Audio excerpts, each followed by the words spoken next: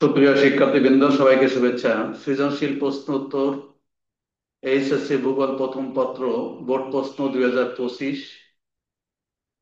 আজকে আমার প্রশ্ন নম্বর 8, অর্থাৎ 2025 সালে আসা সৃজনশীল প্রশ্নের সর্বশেষ প্রশ্নটা।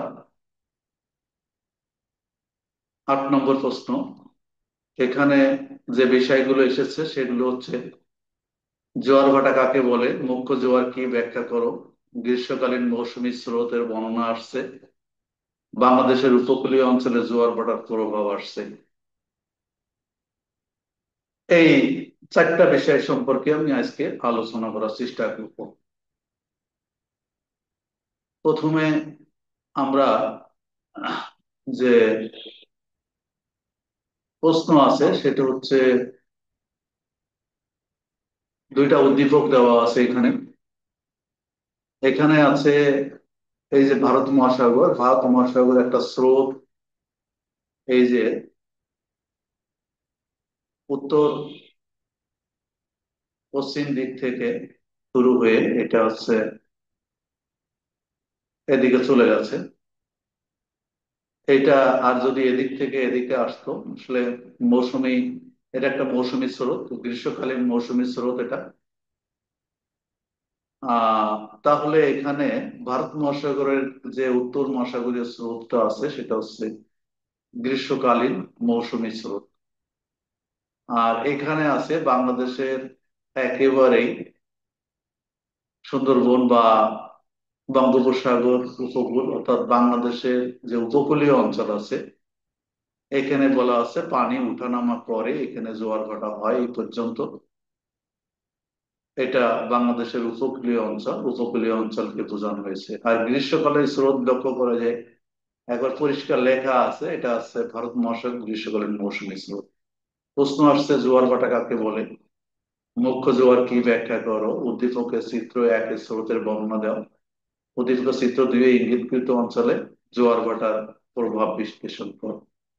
অর্থাৎ গ্রীষ্মকালীন মৌসুমী স্রোত আর এখানে জোয়ার ভাটার প্রভাব বাংলাদেশের উপকূলীয় অঞ্চলে, সেটা বর্ণনা করতে বলছে। খুব সহজ একটা প্রশ্ন এখানে দেওয়া হয়েছে। প্রথমে আমরা আসি যে 1 নম্বর যে প্রশ্ন, যে প্রশ্নটা আছে সেটা হচ্ছে জোয়ার ভাটা কাকে বলে, হোয়াট ইজ টাইড। জোয়ার ভাটা হলো সমুদ্র বা বৃহৎ জলাশয়ে পানির নিয়মিত ওঠানামা, যা মূলত চাঁদ সূর্যের মহাকাশ টানের প্রভাবে ঘটে থাকে। এইটুকু লিখলে 1 নম্বর পাওয়া যাবে। জোয়ার ভাটা হলো সমুদ্র বা বৃহৎ জলাশয়ের পানির নিয়মিত ওঠানামা, যা মূলত চাঁদ ও সূর্যের মহাকাশের টানের প্রভাবে ঘটে থাকে। এইটুকু যদি আমরা লিখতে পারি তাহলে এটা 1 নম্বরে পাওয়া যাবে। এবার 2 নম্বরে, নম্বরে আসো। মুখ্য জোয়ার কি, এই বিষয়টা অনেকেরই আসলে ক্লিয়ার না কনসেপ্টটা। মুখ্য জোয়ার কি একটু ব্যাখ্যা করতে বলছে। হোয়াট ইজ মেন টাইড বা এক্সপ্লেন। মুখ্য জোয়ার হলো সেই জোয়ার যা পৃথিবীর যে অংশে চাঁদ সরাসরি মাথার উপরে থাকে সেখানে চাঁদের মহাকাশ টানের প্রভাব সৃষ্টি হয়। এই অংশে চাঁদের আকর্ষণ সবচেয়ে বেশি হয়, পানি স্ফীত হয়ে ওঠে এবং জোয়ার সৃষ্টি করে। এখানে একেবারে সরাসরি যেটা কথা, এতটুকু লিখলে বা একটু ব্যাখ্যা করলে হবে। এখানে মুখ্য জোয়ার দেখো লেখা আছে, এখানে সূর্য আছে, চাঁদ আছে, এই পৃথিবী আছে। আসলে সূর্য যখন চাঁদের সম্মুখে আসে, পৃথিবীর যে অংশটা, সেই অংশে এই চাঁদের মহাকর্ষীয় শক্তির টানটা বেশি থাকে। এবং এখানে চাঁদের সম্মুখে যে জোয়ারটা সংঘটিত হয় তাকে মুখ্য জোয়ার বলা হয়। আর এবং তার বিপরীত পাশে জোয়ারের যে মাত্রাটা, জোয়ারের যে প্রবলতাটা সেটা কম হয়, এই জন্য একে গৌণ জোয়ার বলা হয়। তাহলে আসলে এক কথাই হচ্ছে যে চাঁদের সম্মুখে যে প্রবল জোয়ার হয় সেই জোয়ারটাকেই মুখ্য জোয়ার বলা হয়। এখানে আমরা আরো একটি সংজ্ঞা দেওয়ার চেষ্টা করি, যে দুটো ব্যাখ্যা করতে বলছে। আহ মুখ্য জোয়ার হলো পৃথিবীর যে অংশে চাঁদের আকর্ষণে জলাশয় ফুলে ওঠে এবং জোয়ার সৃষ্টি হয়। এই একই কথা, যে অংশে চাঁদের আকর্ষণে জল ফুলে ওঠে এবং জোয়ার সৃষ্টি হয় সেটাই মুখ্য জোয়ার। এটি চন্দ্র সৃষ্ট জোয়ার বা প্রত্যক্ষ জোয়ার নামেও পরিচিত। আরো বিশদভাবে বলতে গেলে, পৃথিবীর যে অংশে চাঁদ সরাসরি অবস্থান করে সেই অংশের জলরাশি চাঁদের আকর্ষণে তুলে ওঠে এবং জোয়ারের সৃষ্টি হয়। এই জোয়ারকে চাঁদের আকর্ষণ দ্বারা সৃষ্ট জোয়ারও বলা হয়। পৃথিবীর যে অংশে মুখ্য জোয়ার হয় তার বিপরীত দিকে জলরাশি কিছুটা স্ফুত হয়, তবে তা মুখ্য জোয়ারের মতো তীব্র হয় না। একে গৌণ জোয়ার বা পরোক্ষ জোয়ার বলা হয়। অর্থাৎ চাঁদ যে পাশে আসে পানির স্ফীতিটা তত বেশি হয় এবং এই জোয়ারটাকে মুখ্য জোয়ার বলে। আর এর বিপরীত পাশেও কিন্তু জোয়ার একটা হয়, সেখানে পানির স্ফীতি এই মুখ্য জোয়ারের চেয়ে কম হয়, এই জন্য এই জোয়ারটাকে গৌণ জোয়ার বলা হয়। যাই হোক, আমরা মুখ্য জোয়ার কি এটা বুঝলাম। এবার আসো গ্রীষ্মের মৌসুমী স্রোত। এই স্রোতটা অনেকেই আসলে লিখতে পারেনি। গ্রীষ্মকালে দক্ষিণ পশ্চিম মৌসুমী বায়ু, গ্রীষ্মকালে যে দক্ষিণ পশ্চিম, এই যে ভারত, এটা বঙ্গোপসাগর, এটা আছে ভারত মহাসাগর, এটা আছে সোমালি কারেন্ট যেটাকে বলা হয়। এই যে সোমালিয়া, সোমালিয়ার পাড় দিয়ে যে স্রোতটা গেছে এটা সোমালি কারেন্ট। আর এইটা হচ্ছে SMC, এটা হচ্ছে summer monsoon current. Summer monsoon current গ্রীষ্মকালীন মৌসুমী স্রোত। সামার মনসুন কারেন্ট এটাকে বোঝানো হয়েছে, সামার মনসুন কারেন্ট এটাকে বোঝানো হয়েছে এই যে এইটা। তাহলে আমরা যদি ব্যাখ্যা দিতে যাই তাহলে কি হলো, গ্রীষ্মকালে দক্ষিণ পশ্চিম মৌসুমীর বায়ু, দক্ষিণ পশ্চিম মৌসুমী বায়ু যেটা হয়, আমরা উত্তর পূর্ব মৌসুমী বায়ু, দক্ষিণ পশ্চিম মৌসুমী বায়ু দুইটা ভাগে ভাগ করেছিলাম। মৌসুমী বায়ু যখন পড়ছি, এই দক্ষিণ পশ্চিম মৌসুমী বায়ু এদিক থেকে এদিকে যায়। দক্ষিণ পশ্চিম মৌসুমী বায়ুর প্রভাবে সোমালি স্রোত, এই যে সোমালিয়ার পাশ থেকে, সোমালিয়ার পাশ থেকে যে স্রোতটা বয়ে গেছে, সোমালি স্রোত উত্তর পূর্ব দিকে, উত্তর এটা পূর্ব, অর্থাৎ এটা বেঁকে এই উত্তর পূর্ব দিকে প্রবাহিত হয়, উত্তর পূর্ব দিকে প্রবাহিত হয়। স্রোতটি এশিয়ার দক্ষিণে, এই যে এখানে আছে কি এশিয়ার দক্ষিণে আরব উপদ্বীপ, এই যে আরব, এখানে আরব আছে, আরব সাগর আছে, উপদ্বীপ এবং ভারতের দাক্ষিণাত্য উপদ্বীপ, এবং এখানে ভারতের যে দাক্ষিণাত্য, দক্ষিণ থেকে দাক্ষিণাত্য উপদ্বীপ আছে, এই জায়গাটা দাক্ষিণাত্য উপদ্বীপের উপকূলের পাশ দিয়ে প্রবাহিত হয়। তাহলে এখানে আরব উপদ্বীপের পাশ দিয়ে দাক্ষিণাত্য উপদ্বীপের উপকূলের পাশ দিয়ে প্রবাহিত হয়, এই উপকূল দিয়ে।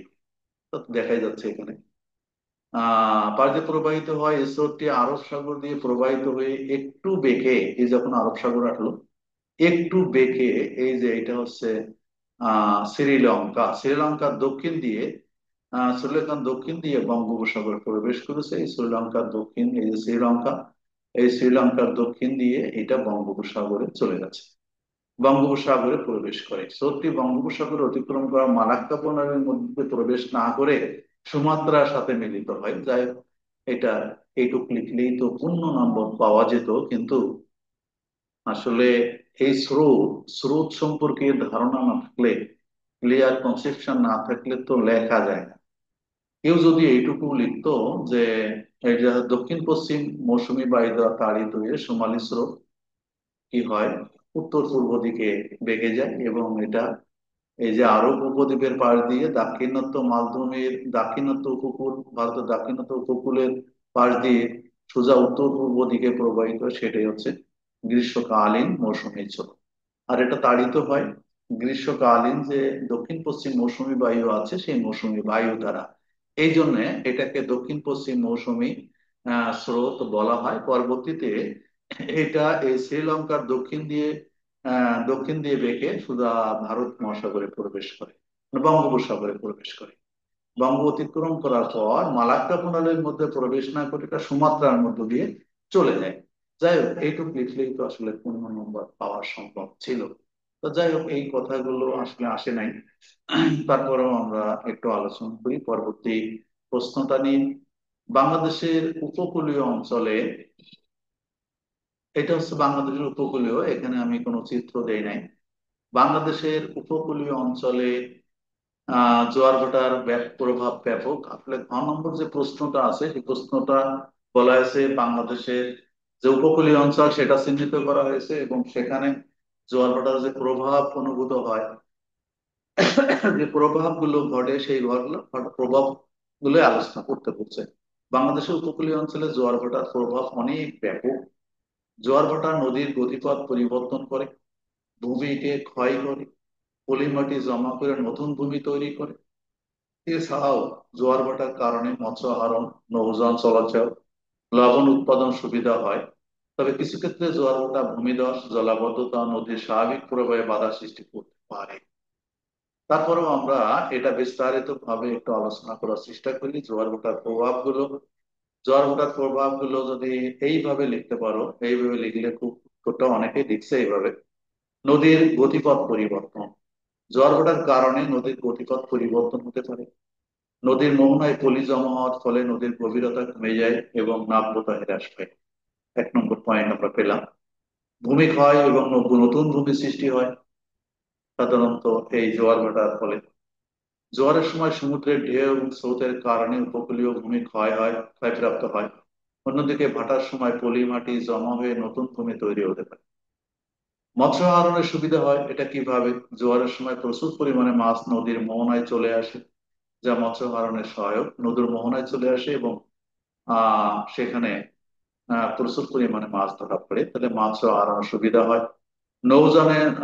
নৌযান চলাচলের সুবিধা। জোয়ারের সময় নদীর জলতল বৃদ্ধি পায়, বড় জাহাজগুলো সুবিধা হয়, অনেক সময় নদীর মধ্যে প্রবেশ করতে পারে। এবার লবণ উৎপাদনে সহায়ক হয় এটা। লবণ উৎপাদনে, লবণ তো সব সমুদ্র বা নদীতেই উৎপাদিত হয়। জোয়ারের পানি আবদ্ধ করে লবণ কাজে লাগিয়ে লবণ উৎপাদন করা যায়, এটাও একটা প্রভাব। জলাবদ্ধতা সৃষ্টি হতে পারে। জোয়ারের পানি অতিরিক্ত পরিমাণ বৃদ্ধি পেলে অনেক উপকূল এলাকায় জলাবদ্ধতা সৃষ্টি হতে পারে। বিশেষ করে জোয়ারের বান যখন আসে তখন সেই পানিগুলো বেঁধে জোয়ারের বান মানে হতে পারে জলাবদ্ধতা।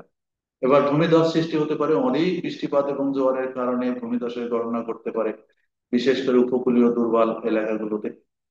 নদীর স্বাভাবিক প্রবাহে বাধা হতে পারে। জোয়ার ভাটার কারণে নদীর স্বাভাবিক প্রবাহে বাধা সৃষ্টি হতে পারে, যা নদীর বাস্তুসংস্থানের উপর প্রভাব ফেলে। এইভাবে জোয়ার ভাটা বাংলাদেশের উপকূলীয় অঞ্চলের প্রাকৃতিক পরিবেশ এবং জীবজন্তুকে বিভিন্ন ভাবে প্রভাবিত করে।